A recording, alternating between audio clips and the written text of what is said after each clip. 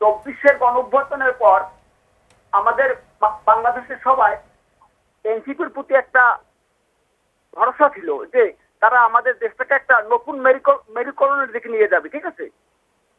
কিন্তু আমরা দেখলাম কয়দিন পরই তারা জামাতের সাথে অ্যালায়েন্স করে করলো কেন, এটা তাদের দুর্বলতা কোথায়।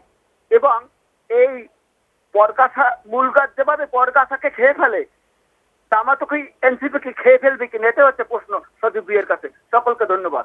দর্শককে ধন্যবাদ, তিনি খুব কোনো রাগ ঢাক না রেখে যেটা বলছিলাম ট্রান্সপারেন্ট একটা কোশ্চেন করেছেন। এই কোশ্চেনটা আমরাও শুনি যখন আমরা করি। আসলে এক বছরের একটা ছোট সময়ে আমরা ওই পরিমাণ, এটা আমাদের আত্মসমালোচনা, যে ওই পরিমাণ শক্তিশালী সংগঠন গড়ে তুলতে পারি নাই, যেই পরিমাণ শক্তিশালী সংগঠন একটা এককভাবে নির্বাচন করে একটা ভালো ফলাফল নিয়ে আসার জন্য যথেষ্ট। কিন্তু আমাদের নিজেদের একটা পোস্ট ইলেকশন আন্ডারস্ট্যান্ডিং আছে, যদি আমরা এককভাবে নির্বাচনে অংশগ্রহণ করতাম আমাদের ভোট শেয়ারটা হয়তো আমরা 3.25% ভোট পেয়েছি, সেটা হয়তো আমাদের 7, 8, 10% হতে পারতো। আমরা বিভিন্ন সার্ভেগুলো তো এটা দেখছিলাম। কিন্তু সেটা অ্যাক্রস কান্ট্রি 300 আসনে হতো, কিন্তু স্পেসিফিকভাবে একটা দুইটার বেশি বা একটা দুইটাও মুশকিল হয়ে যেত আমাদের সংসদে আমাদের রিপ্রেজেন্টেশনটা নিশ্চিত করা। সেক্ষেত্রে এনসিপির রাজনীতি একটা হুমকির মুখে পড়ার একটা সম্ভাবনা ছিল। আমরা মনে করেছি যে যেই সংসদের মাধ্যমে সংস্কার বাস্তবায়ন হবে, যেই সরকার বিচার নিশ্চিত করার জন্য লায়াবল হবে, সেখানে আমাদের ভয়েসটা থাকাটা গুরুত্বপূর্ণ। সেই জায়গা থেকে একটা স্ট্র্যাটেজিক ডিসিশন হিসেবে আমরা জামাতে ইসলামী সহ 11 দলীয় জোটে আমরা গিয়েছি।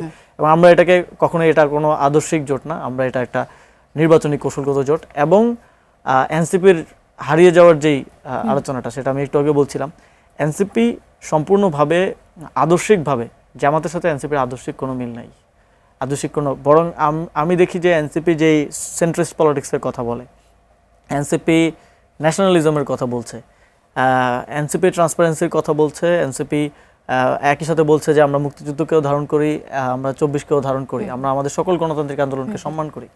আমি তো দেখি আদর্শিক জায়গা থেকে এই যে সেন্ট্রিস্ট পলিটিক্স, ন্যাশনালিজমের কথা বলে বিএনপি বেশি, তার সাথে আমাদের মিলটা আরও বেশি রাদার দেন জামাতে ইসলাম। এটা আমাদের একেবারেই কৌশলগত জোট। এবং আমরা মনে করি আমাদের এমন যদি হয় যে বিএনপির সাথে জোট করতে হয় তো উনি করবেন, আজকে থেকে 10 বছর পরে 20 বছর পরে হতেও পারে। আমরা দেখেছি যে জামাত ইসলামী তো আওয়ামী লীগের সাথেও জোট করে আন্দোলন করেছে, বিএনপির সাথেও জোট করেছে, বিএনপিও আওয়ামী লীগের সাথে কিন্তু একসময় জোট করে আন্দোলন করেছে, জোট করে নির্বাচন করে নাই, কারণ অত বড় অন্য কোনো অপোনেন্ট ছিল না। তো বাংলাদেশে তো এটার ইতিহাস আছে।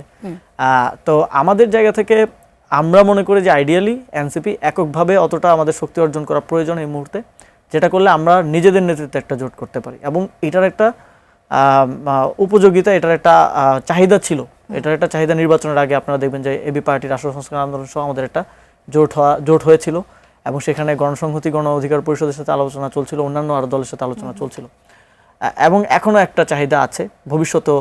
তবে এটা ডিপেন্ড করবে আমাদের সক্ষমতা কতটুকু আমরা রাজনৈতিকভাবে অর্জন করতে পারি, সাংগঠনিকভাবে অর্জন করতে পারি।